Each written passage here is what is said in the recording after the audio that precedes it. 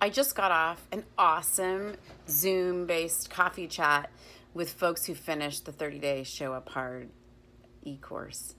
It was awesome. Thank you for those who joined. One of the things we talked about on the coffee chat, which is also something I've been thinking about quite a bit this week, is what do we do when we start to feel uncomfortable in a relationship or story that we have going on? And this happens because we feel that we have become enmeshed. And so, one, bravo that we're able to recognize that we feel uncomfortable and we're on that journey. But what is going on for us when that happens? And I want to reference one of the books in the book Show Up Hard, which is the chapter in book 2 called Are Your Narratives Your Identity? And it begins with this quote: compassion is not a relationship between the healer and the wounded. It's a relationship between equals. Only when we know our own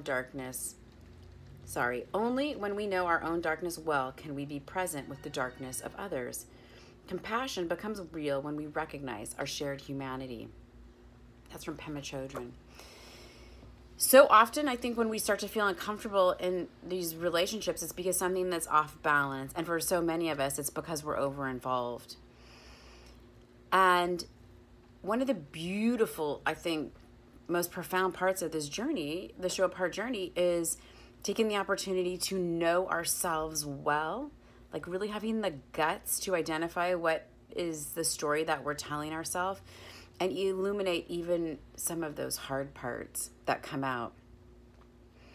One of the notes to self, which I'll drop at the bottom of the newsletter for this week, is narrative becomes identity. And it's something that I think about quite a lot because the story that I tell myself really shapes how I show up in the world and how then I'm there for others.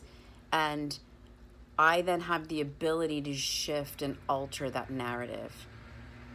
I think sometimes when it's very close to a trauma or a crisis is not the time to grapple with our narrative. We sit with it and heal ourselves. But particularly when we find ourselves in that uncomfortable situation, when there's that tension between, hey, things are not balanced out here, it is a time for us to wonder what our narratives are. I really actually learned this, I don't know, 15 years ago when my kids were quite young. And it's a little practice I came up with telling these stories, which is actually a tradition from my own childhood in which my parents would make up stories, and that would be part of our bedtime stories, and which we would be the hero or heroine of the story. And we would go on these adventures. And sometimes when my mom or dad would be telling us the story, we'd chime in and say, no, this happened. And it's a practice I also did with my kids. And I also used the opportunity with my kids to bring out challenging things sometimes in these stories, maybe things that weren't going well. You know, what happens when you have a blow up with a friend, or, what happens when you don't tell the truth. And so it gave some distance because this was the character in the story. We could play out together what might happen. And my kid could help craft the narrative with me. And so my middle child is named Sheldon. And so the theme for all the stories are called The Adventures of Sir S.J. the Knight, because, of course he's the middle child. They don't always get the same amount of attention. So this was the effort to bring some highlight to him. And so Sir S.J. the Knight has an older sister and a younger brother, and they go on these adventures. And the book I'm just showing you is called The Thankfulness Party, because at the time we were struggling with some manners and some gratitude. So the entire book is about this magical thankfulness party that Sir S.J. the Knight plans. And then within the story, there's an opportunity to talk about all that we're grateful for. And that's a practice that we can really apply to ourselves as well. What is the story that we tell ourselves about how we show up? And is there a part of that story that's sticky? On the coffee chat call this morning, I called this the slip and slide story. So I don't know how many of you guys had a slip and slide growing up. Super fun. Definitely a sign that summer was coming out. You can put that slip and slide out on the lawn, and we'd love to see who could go the farthest, right?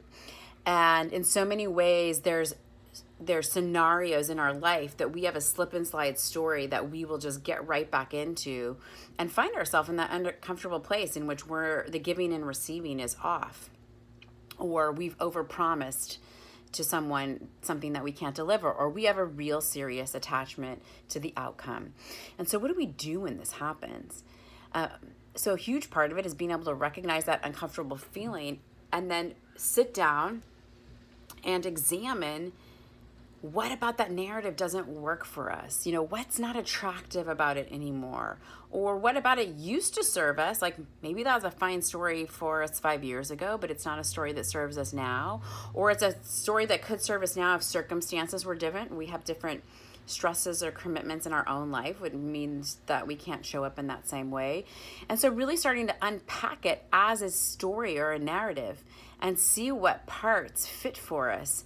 And then as the magician or the creator of our own life, how is it that we want that narrative to unfold? What changes can we make about the story that we tell ourselves so that we can show up differently for others?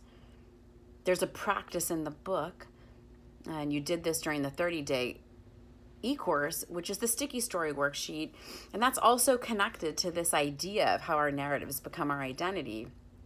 And I have a practice of really sitting with those parts of myself that I am no longer comfortable with. It's a story that I no longer feel is true about who I've grown into being or who I hope to become.